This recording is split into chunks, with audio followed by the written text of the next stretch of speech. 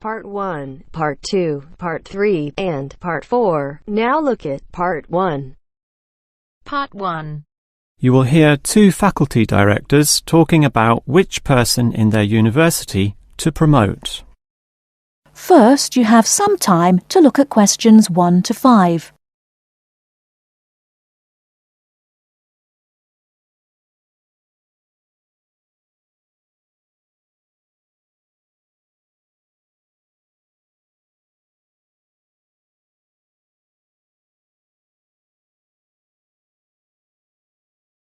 OK, we've got to decide who to promote to leading education officer.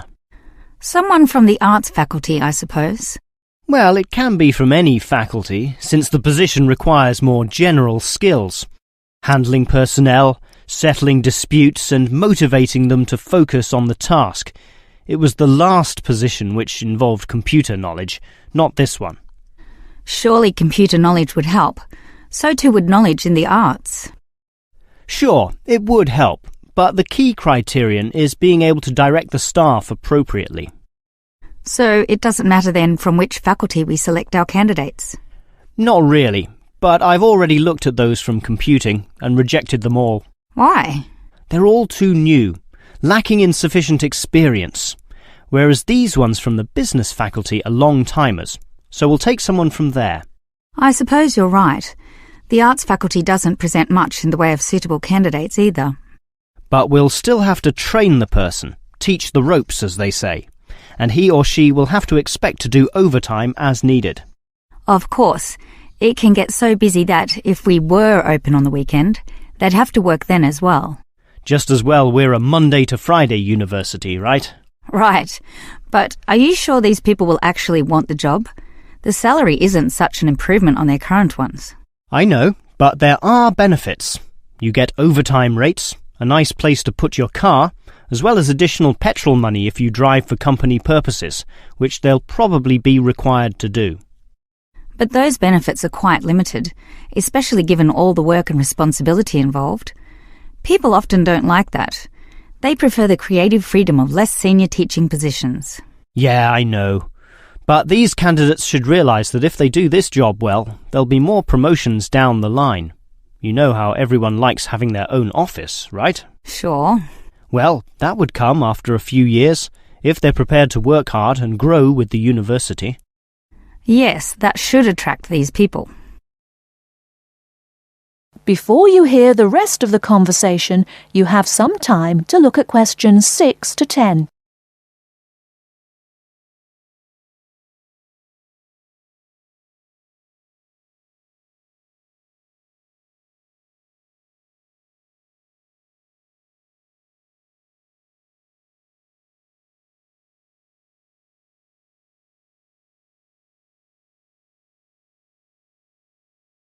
Now listen and answer questions 6 to 10. Well, that's enough talk about the job. What about the actual candidates? How many do we have? I've narrowed it down to 4. Just using their first names, that's Stephen, Abdul, Lek and Oscar. As you said, there's quite a bit of experience between them, about 34 years in all. What's the exact breakdown of figures? Abdul and Stephen both have 7 years. Lek has 1 more, and Oscar is the most experienced at 12. But who's the most qualified?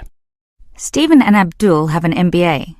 Oh, sorry, Abdul's got something called a MBP, some foreign thing which translates as Master of Business Practice. I'm not sure what that is, but does he do the job well? Very well, apparently. Better than Lek and Oscar, who hold a degree and some certificates respectively. But we have to think about any drawbacks. You know, possible issues with any of them. I asked the respective deans for feedback, and I found out that Stephen, the younger one, drinks a bit. So he has a problem with alcohol? No, he never drinks to excess, but at the bar he's often expressed his intention of moving on, of teaching abroad. He's not stable. Not stable at all, apparently. We'll never know for how long he'll hold the job. We need stable personnel, and people without family problems or sick relatives like the last guy we promoted. What about Abdul, then? Will he do? He might do, except his English language ability is limited. It's functional but a bit broken, and meaning is sometimes lost. That's not the problem with the next candidate, Lek, who has good language ability, but this job involves handling people, and his dean says Lek's attitude is bad. In what way? His manners are okay, and he's interested in his job, but he believes there should always be adequate leisure in life. He definitely won't work overtime and complains a lot already about his job. But this last candidate, Oscar, is probably not the right one either. Why not? Not another problem with language. His first language isn't English, but he speaks it well enough. He's stable with a good attitude, but his age is the problem. Age is not a problem. That would be ageism, and I don't believe in that. But with his age comes health problems as well, and serious ones at that. Oh, that might be an issue then. That is the end of part 1.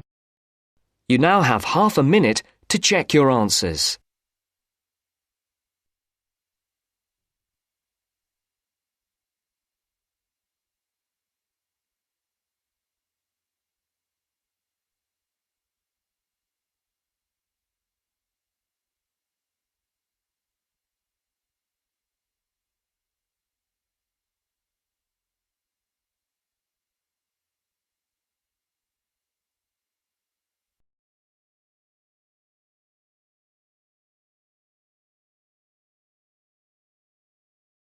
Now turns to part 2. Part 2. You will hear a telephone conversation between an employee of an airline company and a customer. First, you have some time to look at questions 11 to 16.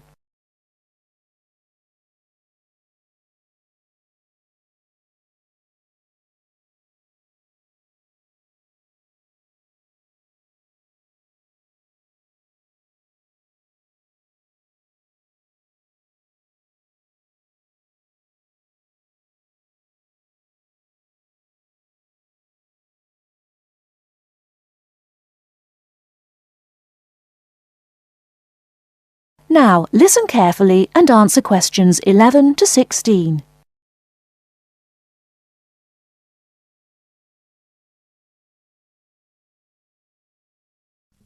GB Airlines, this is Kyle speaking. How can I help? Hi, my name is Matt Walsh. I'm calling on behalf of Mr. John Sparrow to claim expenses for a delay in his flight last week. Good morning, Mr. Walsh. Thank you for calling. Could you please tell me the flight number and the date of departure? The date of departure was the 24th of January, 2016. I'm afraid I don't have the flight number in front of me at the moment. Okay, that's all right. One moment. Could you tell me where was Mr. Sparrow departing from?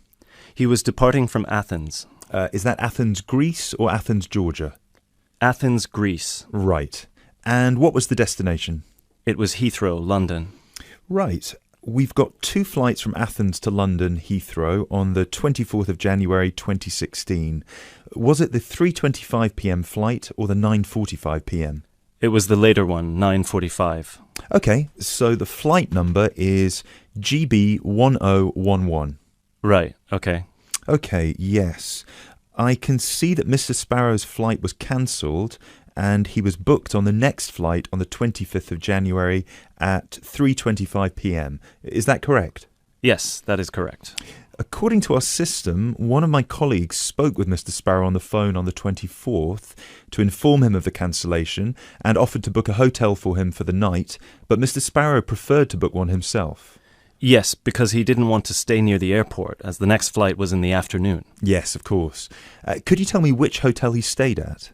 Yes, he stayed at the Hypnos Hotel. Oh, could you spell that for me? Of course. That's Hypnos. Right. Thank you for that. And could you please tell me how much the total cost was for the night? Sure. It was €73. Right. Do you have a copy of the receipt for that? Yes, of course. Would you like me to send it to you? Yes, please. Can I email a picture of it to you? Absolutely. The email address is refunds@gbairlines.co.uk. Great, thank you. No problem. Were there any other expenses you wish to claim? Actually, yes. There was also the taxi ride to the airport and the taxi ride back the next day. Right, and what was the total cost? The first taxi ride was €53 and the second one was 42, so 63, 73, 83. Yeah, so the total was €95. I'll send you the receipt for those as well. Thank you. Are there any other expenses? No, I think that's it.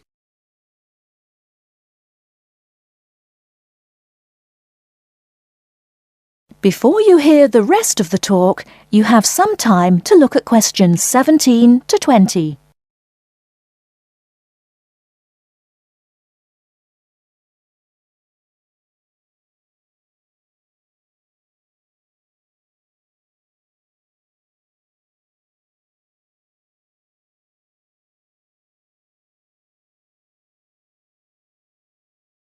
Now listen and answer questions 17 to 20. Excellent. So, if you could please send us the receipts for the hotel and the taxi rides, and after we receive them, it should take about 48 hours for the funds to reach Mr. Sparrow's account. Perfect. Thank you so much. My pleasure. Is there anything else I can help you with? Actually, yes. There's one more thing. Mr. Sparrow complained about the meal during the flight. He said that it was a bit bland. Right. So he asked me if it was possible to switch to a different meal option for his upcoming flight to Kiev next week. Right, of course. Just give me a minute, please. Right, I see that Mr. Sparrow had the light meal option for his flight to London, and you would like to change that. What would you like to change it to? What are the other options? We've got 12 different meal options. Would you like me to list all of them for you? Well, Mr. Sparrow has told me that he would prefer something without meat. How many of these do not contain meat? We've got 3 meal options without meat. We've got the vegetarian option, the vegan option, and the Asian vegetarian. What's the difference? There's a variety of different dishes served with each option. For example, next week the vegetarian option will be a small spinach and feta cheese pie, a bread roll, a salad, and tropical fruit. And the vegan option? The vegan option doesn't include any dairy products, and it also doesn't include fowl, eggs, or honey. I'm afraid I don't have the specific menu for this week, but I can email it to you as soon as it becomes available. Oh, could you do that? That would be great. Yes, of course. I can email you a detailed description of all the meal options if you like. Yes, please. No problem. Please do not forget to call us back to change the meal option. You need to do that 48 hours before the departure time for international flights and 24 hours for domestic flights. So 48 hours for this one then? Yes, exactly. Perfect. Oh, no, I'm sorry. Transatlantic flights require 48 hours. All flights within Europe require 24 hours. So in this case, you will need to call us 24 hours in advance. I apologise for that. Okay, great. So, could I please have your email address so I can send you the menus? Certainly. It's matt.walsh@sparrowlimited.com.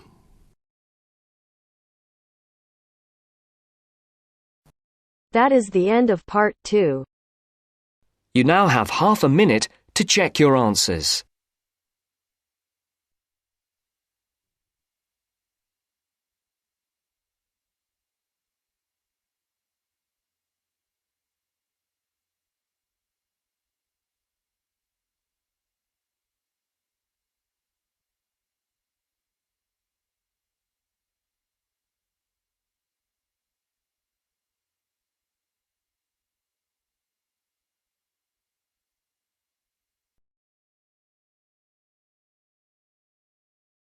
Now turns to part 3. Part 3. You will hear a lecturer discussing public parks. First, you have some time to look at questions 21 to 24.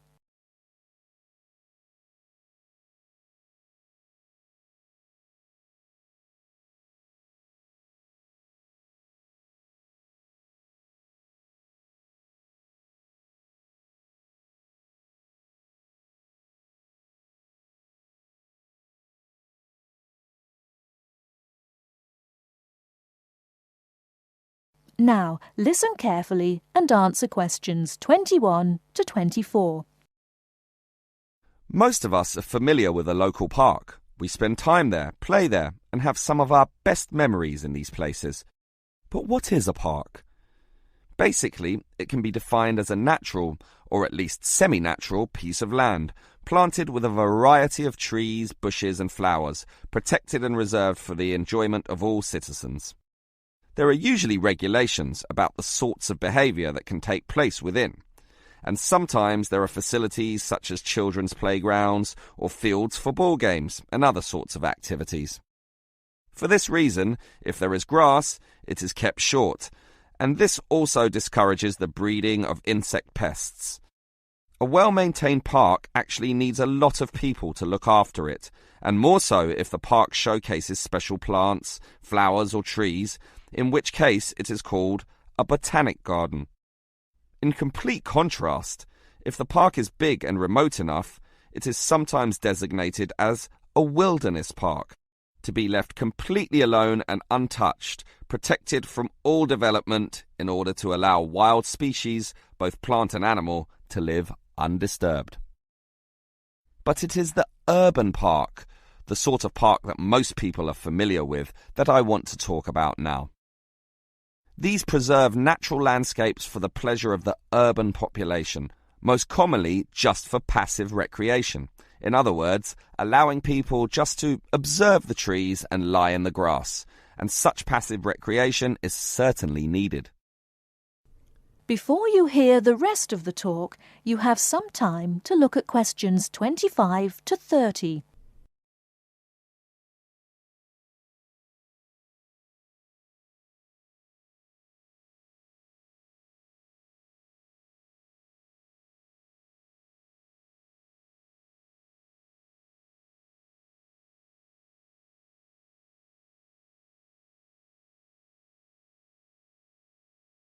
Now listen and answer questions 25 to 30. Before you hear the rest of the lecture, you have some time to look at questions 35 to 40. Now listen and answer questions 35 to 40. Continuing on the subject of parks, it might surprise you to know that once there were none. 1,000 years ago, there was no need, since there were already extensive open spaces, forests and wilderness surrounding most cities and towns, for example in Europe. These dark, dank forests were large and even dangerous, full of wild animals and with the potentially fatal result of getting lost. Hence, fairy tales evolved about witches living in these areas and the wolves and bears which could threaten young children. However, with the rapidly increasing human population, the original wilderness and natural open spaces were intruded upon. Forests were cut down as population spread, and with them urban pollution and further deforestation. But it was only with the advent of the Industrial Revolution that people realized natural areas needed to be preserved to give the populace access to the sort of nature that was fast disappearing due to the uncontrolled development and demand for resources. The first park expressly designed for that purpose is usually considered to be Prince's Park in Liverpool. This was in 1841 on land donated to the public by a rich iron merchant. With such a generous donation, worth about £50,000, the council decided to invest £5,000 of its own money in making it look good. Consequently, they hired a landscape designer, Joseph Paxton, who designed twisting turning pathways among shade-giving trees, all based around a central lake.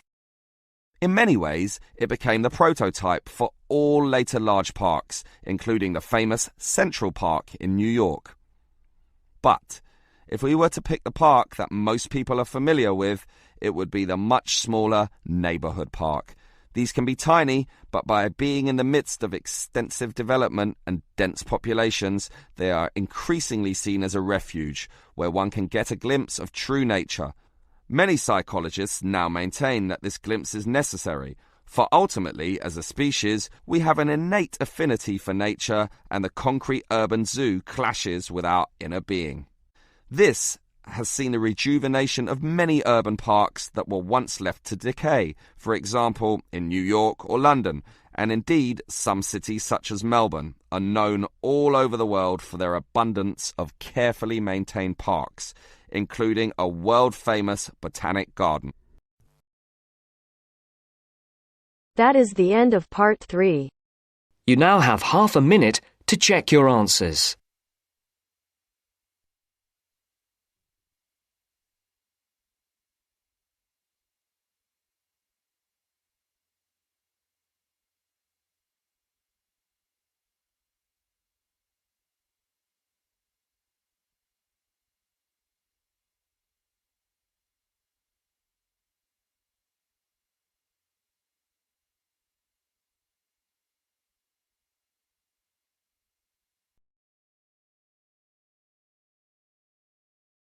Now turns to part 4. Part 4. First, you have some time to look at questions 31 to 40.